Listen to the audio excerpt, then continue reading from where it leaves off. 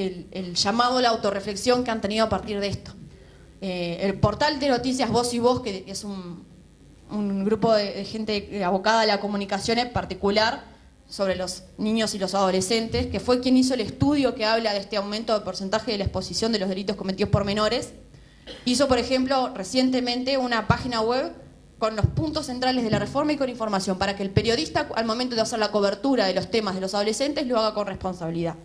La Asociación de Periodistas del Uruguay también ha hecho jornadas de reflexión sobre este tema y, de hecho, la exposición y el tratamiento de los temas vinculados a los delitos cometidos por adolescentes del 2011 hasta ahora ha cambiado y ha mejorado. Y para nosotros eso es importantísimo porque sin duda que los comunicadores son también formadores de opinión. Por eso también somos críticos. Pero debemos decir que no todo es malo y no todo es exageración, sino que han habido buenos aportes. Pero sí, inciden. Y lamentablemente, al día de hoy también ocurre que la comunicación y los grandes medios de comunicación también son empresas, son negocios, y hay cosas que, bueno, venden más que otras, y eso no lo podemos negar. Me acuerdo en este momento de un periodista que anteriormente trabajó en un canal de televisión, ahora no trabaja más, y de haberlo escuchado en esta misma ciudad, en la sala Cantegril, en un congreso de Derecho Penal hace unos años, poniendo el ejemplo de que cuando salía un móvil a buscar noticias, el jefe, no sé cómo llamarlo, del informativo les decía: vayan muchachos y tráiganme sangre, que el muerto viejo no vende. Tráiganme sangre fresca. Entonces, esas cosas nos tienen que hacer reflexionar. No porque se inventen hechos, pero sí por la manera en que se exponen.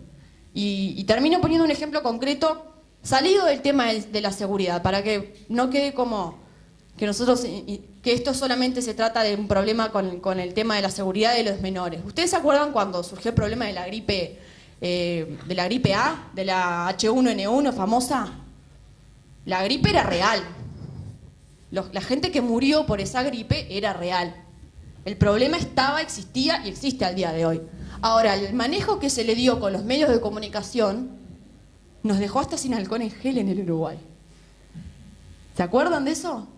Eso no tiene nada que ver con seguridad, con inseguridad, tiene que ver con otro problema muy importante también, que es la salud, ¿no? Pero es una muestra de cómo a veces el manejo de información de hechos que son ciertos, que son reales, de la manera, no de la manera con la responsabilidad necesaria, puede traer consecuencias complicadas. Por eso nosotros a veces insistimos tanto con reflexionar como uno se para frente a la televisión. Nada más.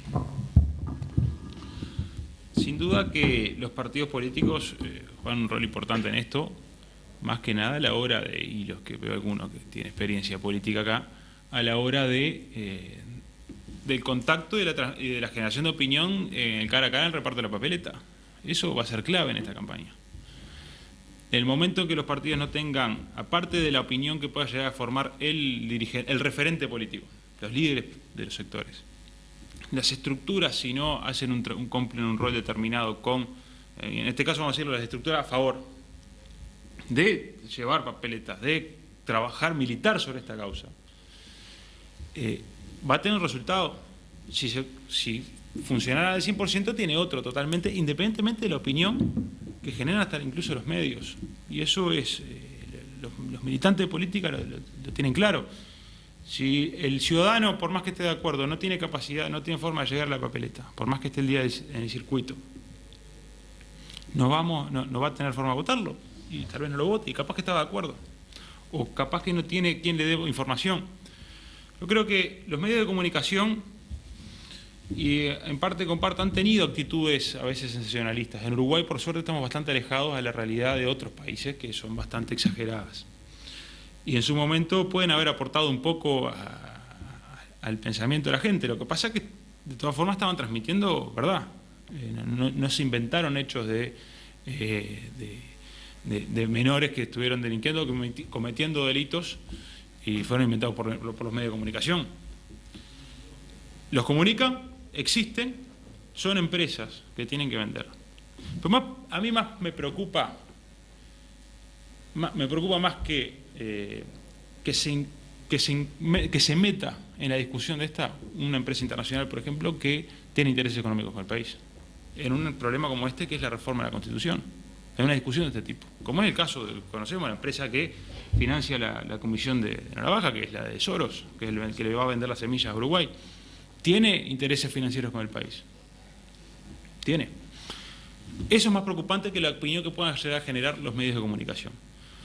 Por suerte he visto en los últimos tiempos, y creo yo que es porque se viene el proceso electoral, que los medios han generado y han abierto la canilla a la discusión. Yo he visto varios medios de comunicación donde se ha permitido este tipo de cosas que están haciendo, que esto es bárbaro, generar un debate, poner dos posiciones y que se pueda discutir y generar opinión. Una de las cosas que ha pasado, y que yo lo noto día a día, es que también se acuda un poco de desinformación en esto, que es por una cuestión de eslogan. La tienen las dos comisiones, una dice no la baje, el otro es por vivir en paz. Esto no va a lograr la convivencia en paz, y esto tampoco es solo bajar la imputabilidad. Es una propuesta integral que tiene un montón de cosas más. Y a veces la gente, si no accede a información del texto todo en completo, opina o toma una decisión en base al titular.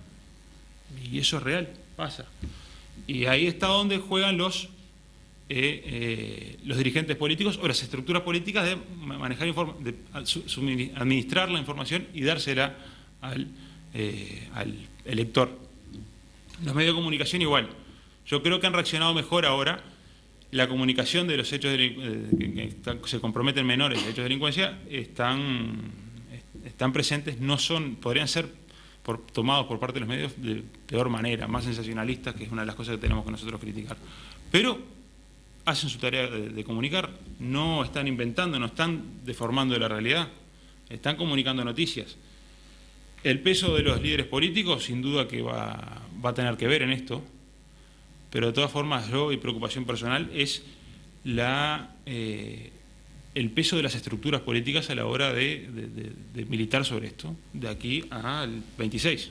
Y puntualmente lo digo y lo transmito con una preocupación sincera, la capacidad de reparto de la papeleta, eso le juega bien a ellos. Pero si no hay acceso a esa papeleta, por más que el ciudadano esté de acuerdo, probablemente en gran cantidad de gente vaya a tomarla, pero ¿cuánta gente está en conocimiento real de esto? ¿O cuánta gente tiene una opinión realmente formada sobre esto? Sobre la reforma puntual. Porque las encuestas también puede pasar, como dice la doctora que pasaba al principio, si la pregunta realmente contempla, no sabemos, contempla la solicitud de reforma al 100%, o la pregunta es en base al titular o al solo texto, al título que se plantea de bajar o no bajar. Capaz que a esa persona le preguntamos sobre si está de acuerdo con mantener los antecedentes, con un centro de rehabilitación nuevo que funcione, capaz que le dice que sí. Entonces, esta es la herramienta para que cumpla con eso, porque capaz que como no tiene información, opina otra cosa. Entonces, ahí es donde yo creo que los generadores de opinión, que son la militancia política directa, y es una realidad que hoy vemos. Nosotros vemos partidos políticos que militan en contra de la baja y otros partidos que están en libertad, como es el nuestro. El Partido Nacional ha dejado en libertad a sus militantes. Tiene dos posiciones firmes de dos referentes, pero está en libertad, no está haciendo una campaña formal, y eso puede llegar a tener sus consecuencias. De todas formas, los números dan otra cosa, y el rol de los formadores de opinión, de los referentes políticos, va a ser fundamental de aquí al 26.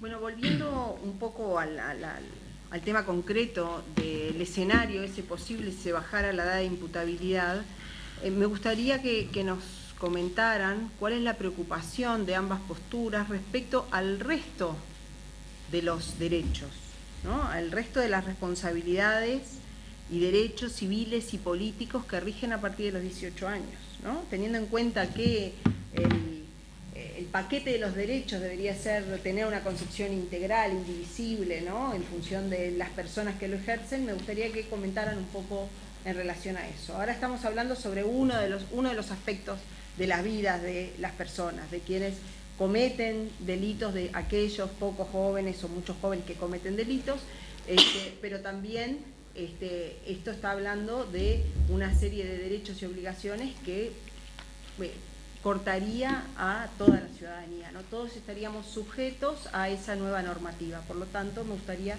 que se explayaran un poco sobre eso. Es bastante compleja, porque lo que estamos haciendo acá es en realidad Yo no sé si esto no afecta a los derechos de los mayores de 18. No, capaz que no estoy comprendiendo bien la pregunta, pero yo creo que le está dando obligaciones a los menores. Yo de todas formas, una opinión personal sobre esto, nosotros venimos, y cuando le dije al principio que prefería la vía de modificación por ley, lo hacía porque en su momento se trató un proyecto de ley que fue presentado por nuestro sector político, que era dar más derechos, no solo darle obligaciones a los menores de 16, era darle más derechos. Y era el tema de habilitar el voto, que se pudiera, como experiencia de otros países, manejar con un recorrido determinado por una zona, darle más derechos y obligaciones. Acá lo que estamos haciendo con esto es solo dar obligaciones y es una realidad. Eso se puede avanzar igual después de aprobar la reforma. Y yo creo que esto aprobado va a generar conciencia también a la ciudadanía de que se puede avanzar hacia eso y darle más derechos a los menores de 18 y 16. ¿Qué puede llegar a afectar para arriba o cómo puede repercutir? Creo que no.